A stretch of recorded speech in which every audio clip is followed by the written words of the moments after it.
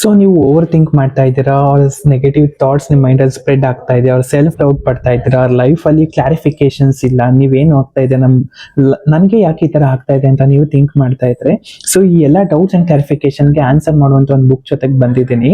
So the book called, ನಾನು almost ಈ ಬುಕ್ಕಲ್ಲಿ ಜಸ್ಟ್ 2 to 5 pages ಅಷ್ಟೇ ಓದಿರೋದು. My perspective towards life, like think ಮಾಡುವಂಥ ಕೇಪಬಿಲಿಟಿ ಚೇಂಜ್ ಆಗಿದೆ. The book called get epic shit done. ಇದನ್ನ ಬರ್ದಿರೋದು ಅಂಕುರ್ ವಾರಿಕೋ ಅವ್ರು ಬರ್ದಿದ್ದಾರೆ. ಸೊ ಈ ಬುಕ್ ಬರೆಯೋದಕ್ಕೆ ಇವ್ರಿಗೆ ಏನ್ ಪ್ರೇರೇಪಿಸ್ತು ಅಂತಂದ್ರೆ, when he was a student past 10 to 15 years ನಾವು ಹೇಗ್ ಮಾಡ್ತೀವಿ, last previous year question papers ನೆಲ್ಲ ರೆಫರ್ ಮಾಡ್ತಾರೆ, previous year question paper refer ಮಾಡಿದಕ್ಕೆ ಸೊ ಇವ್ರಿಗೆ syllabus ideology and question paper pattern ಅರ್ಥ ಆಗುತ್ತೆ, that he will score the good score. So good score ಮಾಡಿದ್ಮೇಲೆ ಇವ್ರಿಗೆ ನೆಕ್ಸ್ಟ್ ಐಡಿಯಾಲಜಿ ಯಾವ ರೀತಿ ಬರುತ್ತೆ ಅಂತಂದ್ರೆ, ನಾನು ಯಾಕೆ ಲೈಫ್ ಪರ್ಸ್ಪೆಕ್ಟಿವ್ ಬಗ್ಗೆ ಒಂದು ಕ್ವೆಶನ್ ಬ್ಯಾಂಕ್ ತರ ಒಂದು ಬುಕ್ ಬರಿಬಾರ್ದು. So someone is asking the question and answering those questions ಅನ್ನೋ ತರ ಬೇಸ್ಡ್ ಆನ್ ಮೈ ಎಕ್ಸ್ಪೀರಿಯನ್ಸ್ ಅಂತಾರೆ ಒಂದು ಬುಕ್ ಬರೀತಾರೆ. ಅಂದ್ರೆ 2 ಬುಕ್ ಬರೀತಾರೆ, do epic shit done and get epic shit done ಅಂತ. Do epic shit done think ಮಾಡೋ ಕೆಪಬಿಲಿಟಿ ಇನ್ಕ್ರೀಸ್ ಮಾಡುತ್ತೆ. ಗೆಟ್ ಎಪಿಕ್ ಶಿಟ್ ಡನ್ ಅದನ್ನ ಆಕ್ಚುಲಿ ಕಾರ್ಯ ಮುಖಾಂತರ ತರೋದಕ್ಕೆ, ಅಂದ್ರೆ ವೇ ಟು ಆಕ್ಟ್ ಅನ್ನೋ ತರ ನಿಮ್ಗೆ ಪರ್ಫಾರ್ಮ್ ಮಾಡೋದಕ್ಕೆ ಹೆಲ್ಪ್ ಆಗುತ್ತೆ. ಸೊ ಈ ಬುಕ್ ಅಲ್ಲಿ ಇವರು 4 ಪಾರ್ಟ್ಸ್ ಆಗಿ ಡಿವೈಡ್ ಮಾಡಿದ್ದಾರೆ. ಅಂದ್ರೆ ಒಂದೇ ಬುಕ್ ಅಲ್ಲಿ ಇದೆ, how to manage yourself, how to manage people, how to manage life, how to manage career. 4 parts ಆಗಿ ಡಿವೈಡ್ ಮಾಡಿದ್ದಾರೆ. ಸೊ ಇದಕ್ಕೆಲ್ಲ ಬೇಸಿಕಲಿ ಒಂದೊಂದು ಪಾರ್ಟ್ ನ ತಗೊಂಡಿದ್ದೆ. ನಾನು ಇದ್ರಲ್ಲಿ ಜಸ್ಟ್ ಒಂದೇ ಪಾರ್ಟ್, ಅಂದ್ರೆ ಒಂದು ಸಬ್ ಪಾರ್ಟ್ ಓದಿದ್ದೀನಿ. So stop comparing yourself with others ಅಂತ. ಇದರಲ್ಲಿ ನನ್ನ ಪರ್ಸ್ಪೆಕ್ಟಿವೇ ಚೇಂಜ್ ಆಗಿದೆ. ನಾನು ಹೇಗೆ ಓದಿದೆ, ನಾನು ಯಾಕೆ ಕಂಪೇರ್ ಮಾಡ್ಕೊತಾ ಇದ್ದೆ.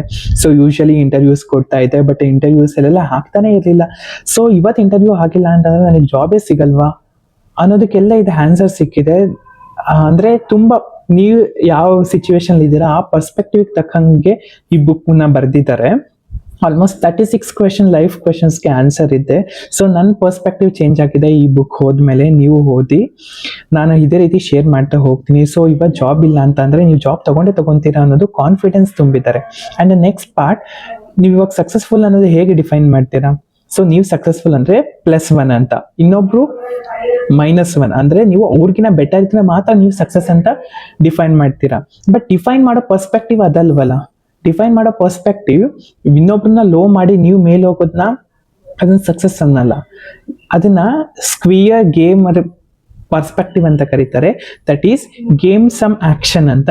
ಸೊ ಅವರು +1 ಇದ್ದಾರೆ, ನೀವು +1 ಇದ್ದಾರೆ ಅಂತಂದ್ರೆ ಪ್ಲಸ್ ಆಕ್ಷನ್ಸ್ ಆಗ್ತಾ ಹೋಗುತ್ತೆ. ವೆನ್ +1 ಅಂಡ್ -1, ಇನ್ನೊಬ್ರು -1 ಇದ್ದಾಗ, so summation is equals to 0. ಆ ಸಮೇಷನ್ 0 ಆಗ್ದಾಗ life will be again it come backs to 0. ಆ ರೀತಿ ಥಿಂಕ್ ಮಾಡುವಂಥ ಕೇಪಬಿಲಿಟಿ ಕೊಟ್ಟಿದ್ದಾರೆ. ಸೊ ಇನ್ನ ಇಂಟ್ರೆಸ್ಟಿಂಗ್ ಪಾರ್ಟ್ ಇದೆ, ನಾನು ಹೊತ್ತ ಶೇರ್ ಮಾಡ್ತಾ ಹೋಗ್ತೀನಿ.